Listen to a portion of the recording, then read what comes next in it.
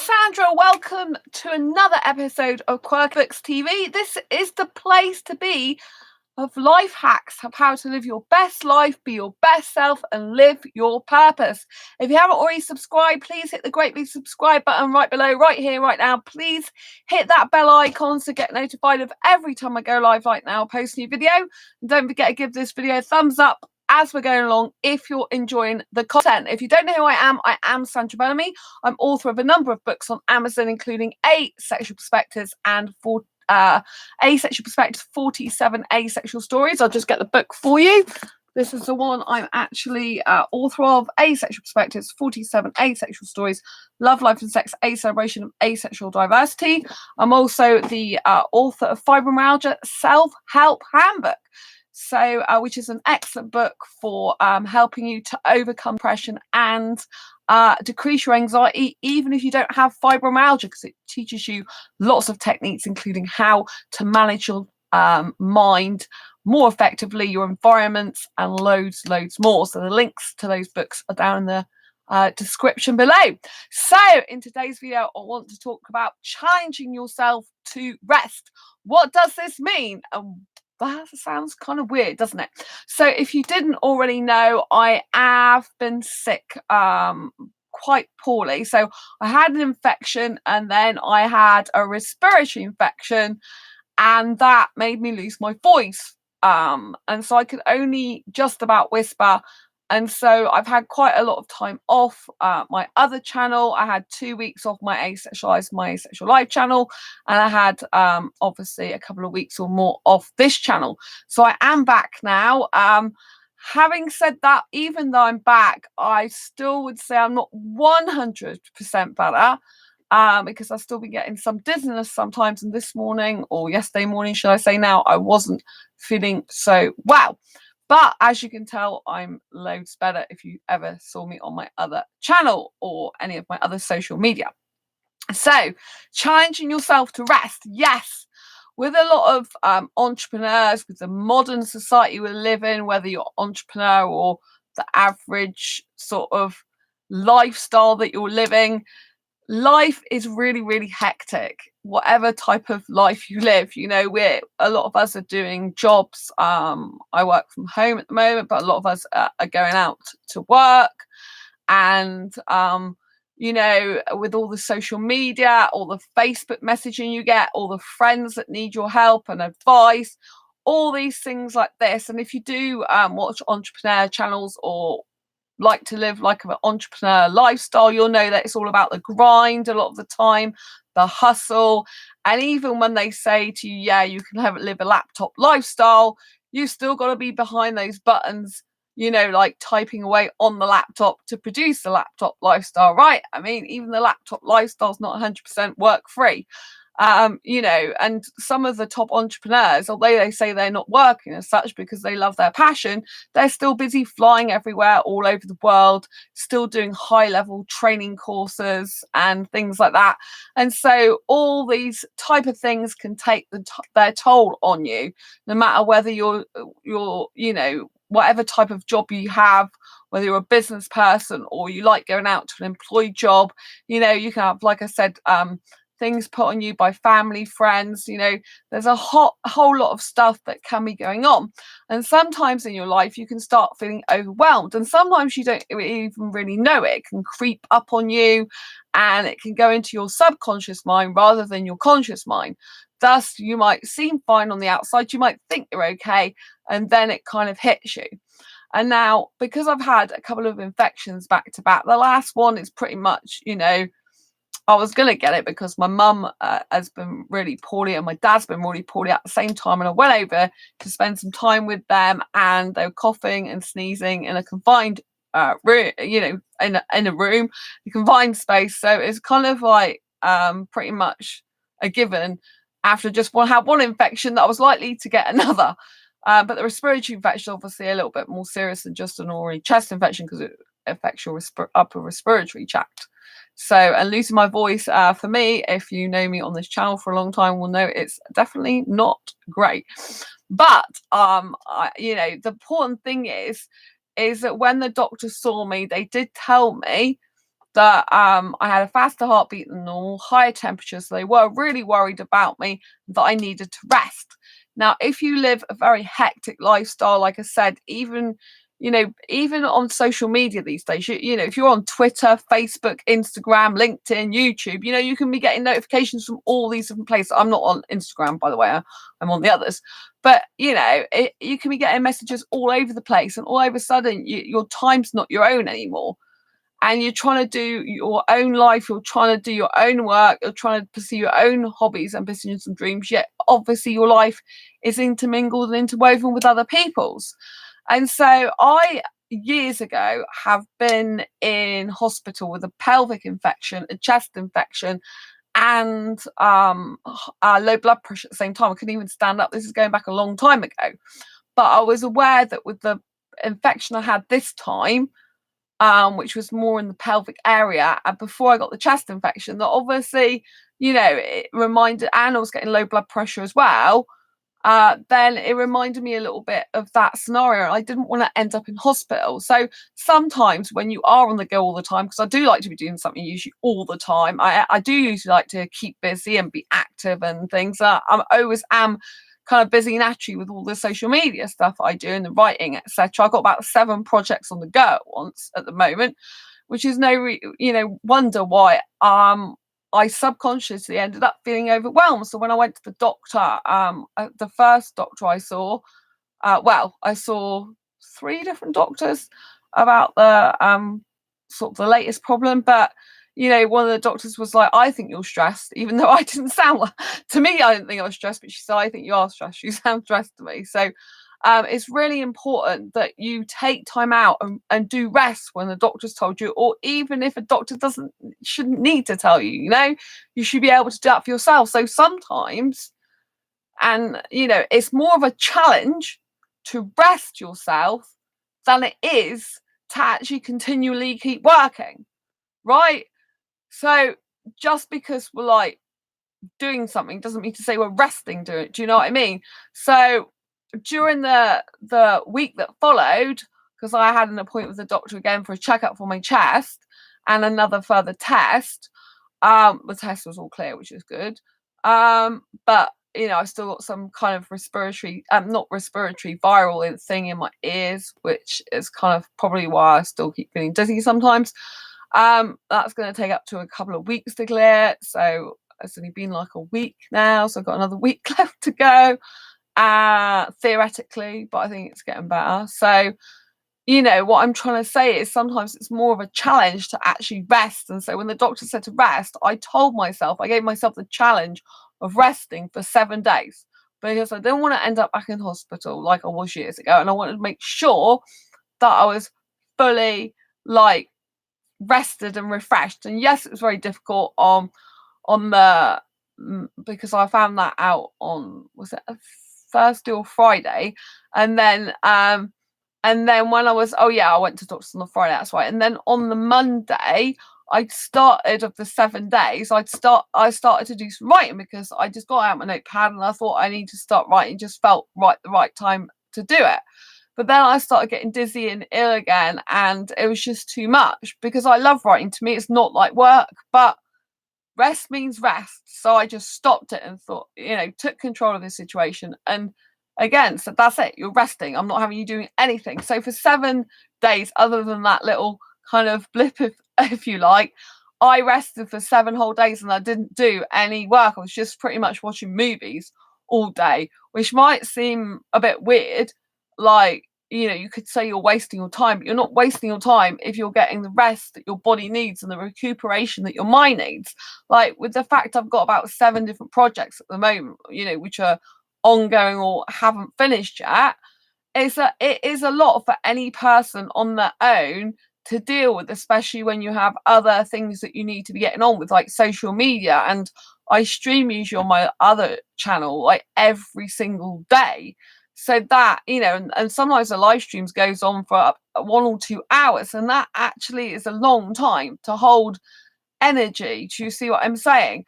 So all these things, I guess, built up in all the things I'm doing. And I think that's why I was feeling a bit stressed this morning as well, because I'm going back into trying to catch up on the work I need to do. But again, it's starting to feel a bit overwhelming. But obviously this time I'm a bit more conscious of it. But I did actually have a pain all down the side of my face earlier. So, you know, and I only managed to do like one video for my asexualized Academy Asexual Meetup Mastery course that I'm doing at the moment. So I only managed to get one new video done. But, you know, you've got to praise yourself when you go back to doing work that you've done something, because technically speaking, I'm still not 100% better because I've still got the viral thing in my ear. Like I said, ears, plural, it's in both, worse in one than the other. So yeah, so you've just got to give yourself praise and realize that if you have to rest, you have to rest. So today I did actually rest and watch another movie for part of the day, because it's important that you do challenge yourself. You know, there's this guy I know who's an entrepreneur who literally mentors like people who are millionaires, and I knew him before he got really, really big on stage, and he is just like pushing himself to that absolute limit every single day and encouraging everyone else to. And while I think that's good, so I'll be careful I don't lose my voice again. While I think that's good to a certain extent, you know, he's got to a stage now where he's backwards and forwards having operations in the hospital, and his philosophy is the days that break you is the days that make you. And I understand that to a lot of extent. You know, the days that are not so good, that don't go so well, are ones that make you stronger, in other words. However, you know, when you're putting your body through constant stuff all the time, and your body's like keeps having to go to hospital and have loads of tests, it's kind of a warning to slow down and to rest. Do you know what I mean? So I actually put in a message, because he had an operation. Was it day before yesterday? I think it was day before yesterday, but I think I responded to him yesterday. But anyway, he had a relationship. He had a operation in the last like 48 hours basically, and it was quite a horrendous operation because he said that the meds to numb the pain didn't work. So it's like literally being cut with a knife, and they couldn't cut it all out because he's got some infection. And you know, this guy had to have a cyst cut out of like his stomach. It's horrible. And you know, the fact they couldn't get it all out as well. But you know, I really feel for him. And I said, you know, about people who live a high, you know, life. So basically I used myself and said, you know, people, you know, like what I did is when I was recovering from a respiratory infection, basically, you know, I usually like to be doing something all the time. I usually like to be living life to the max.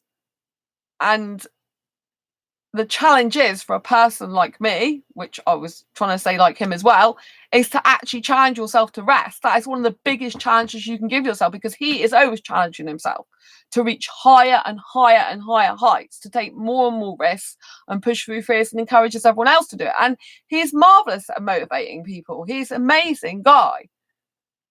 But part of me in my head is like screaming, just rest your body, because you need it for years to come. Do you know what I mean?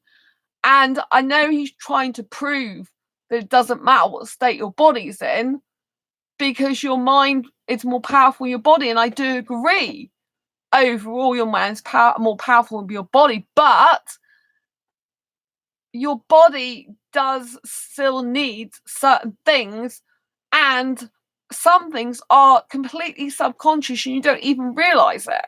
Like, you could be living a really high octane, high energetic life and working loads and loads, but your inner child could be telling you you need a break.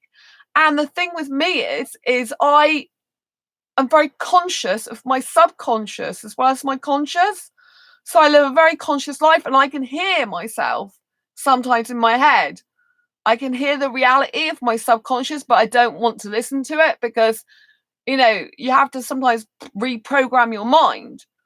And it's hard reprogramming your mind. But I found the difficulty with reprogramming your mind, if there's any difficulties, which there are sometimes, is the fact of your actual subconscious does sometimes tell you the truth that your inner child's feeling. So, for example, if I'm working a lot and I'm doing hours and hours of work, all of a sudden I'll be like, well, you need to go out dancing. And I'll be like, well, I can't afford it at the moment, or I'm busy doing this work at the moment, or I'll reward myself like in another week or whatever. And it's like, but I haven't been out dancing for ages. Do you know what I mean? This week I went out dancing because I promised myself when I felt better, I would. And overall, I felt much better, you know?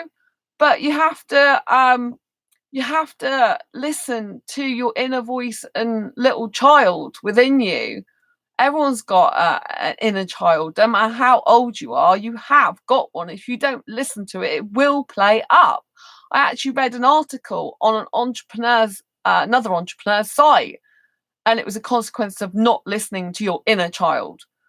And it does play up, and it will jeopardize or take over things that you don't realize.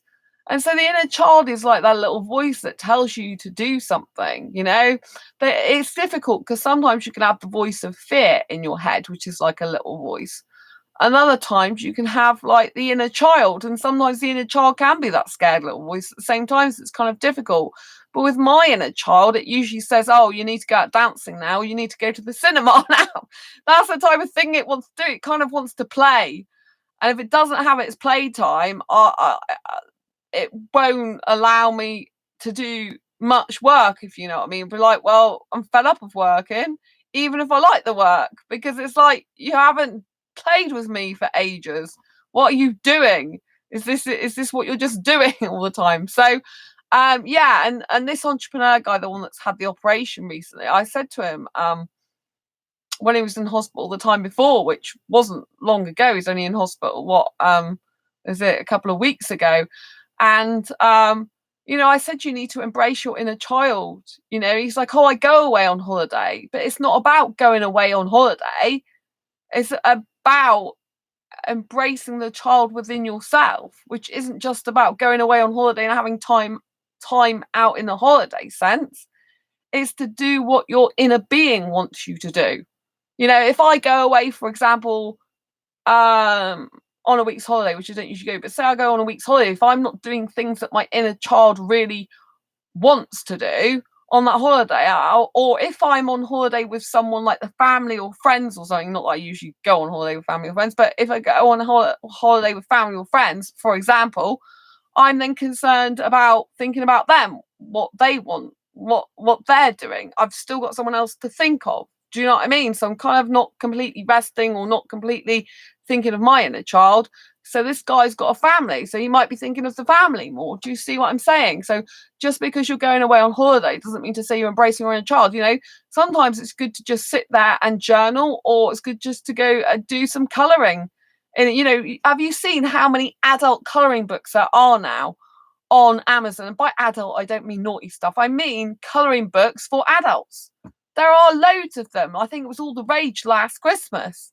And that's because adults still need to release that inner child within them. You know, they still need the coloring's like therapy.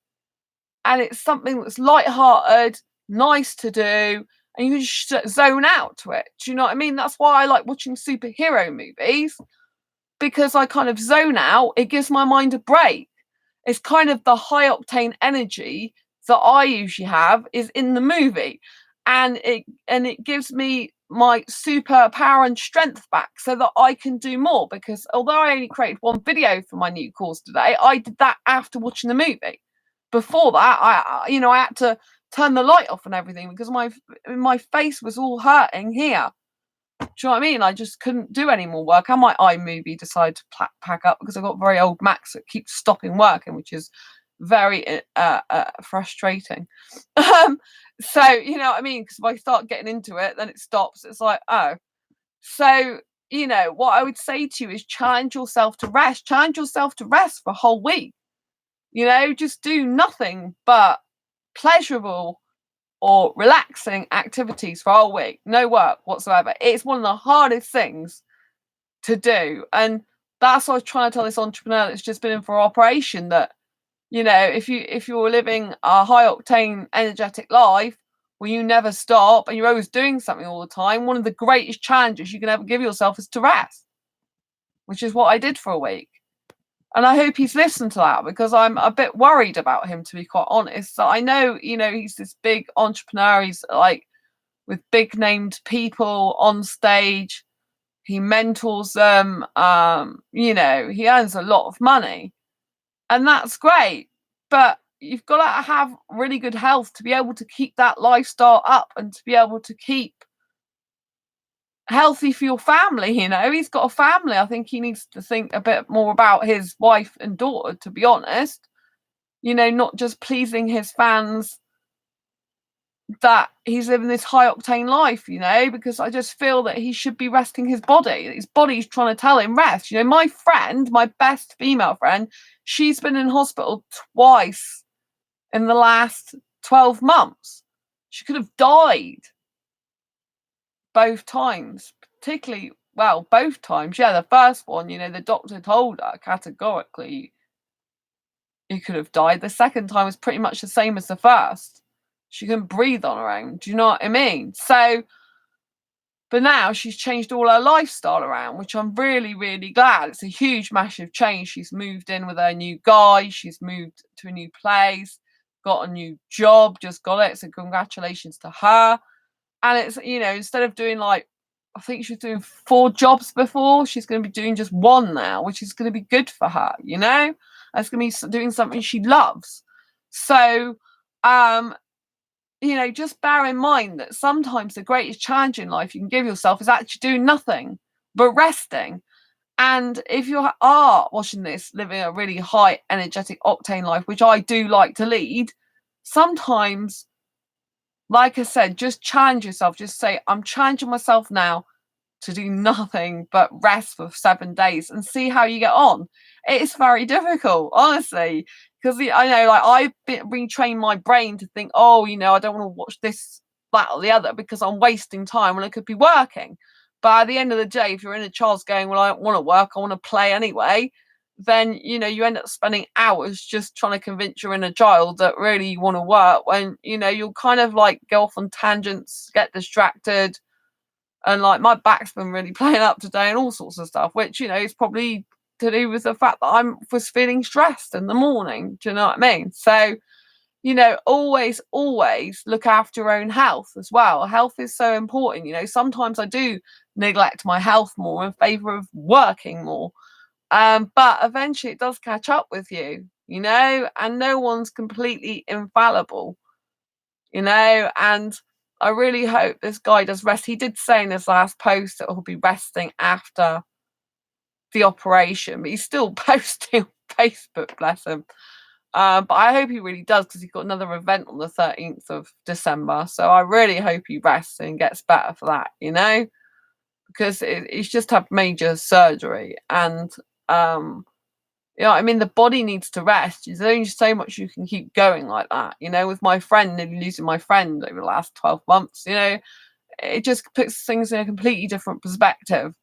You've really got to manage your health better. And I know when the doctor told me that my heart was beating faster, my heart rate, my temperature was higher as well, and you need to rest, I could tell she was really concerned. She said, if you do have any problems over weekend, dial 111, which in the UK is the non-emergency out of hours number. And so she was obviously really, really concerned. I couldn't phone up. I had to contact my housemates. I live on my own, but in the middle of a house, my own rented flat in the middle of a house. So I had to let my housemates know, that if there was a problem, could they phone for me, because I'd lost my voice. But, for the doctor to kind of been saying, definitely phone the out of hours if you don't get better or you get any worse, make sure you do. It's kind of, I know that it's really serious. I could tell.